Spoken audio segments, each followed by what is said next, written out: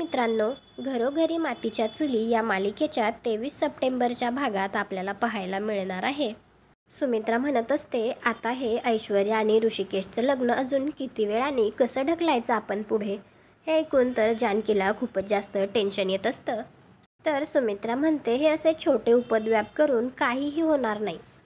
तर जानकी म्हणते, आई तुम्ही बरोबर बोलताय, काहीही करून हे लग्न टाळायचं आपल्याला. दुसरीकडे सौमित्र आणि सारंग बोलत असतात. त्यावेळी सारंगसुद्धा म्हणत असतो, अरे असं किती वेळ टाळणार आहोत आपण लग्न. ती ऐश्वर्या असं होऊ देणार नाही. आता आपल्यालाच काहीतरी करायला पाहिजे.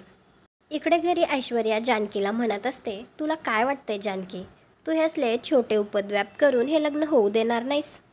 पण तसं नाही होणार, लग्न हे होणारच.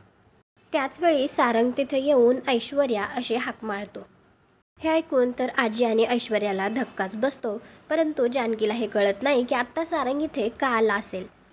तुम्हाला काय वाटतं, आता सारंग ऐश्वर्याला सत्य सांगेल की तो भूतच बनवून तिला घाबरवेल आणि त्याच्या या असं करण्यामुळे हे लग्न टळू शकेल का? कॉमेंट करून नक्की सांगा. व्हिडिओला लाईक करा. आपल्या मराठी मालिका चॅनलला सबस्क्राईब करा. भेटू उद्याच्या भागात.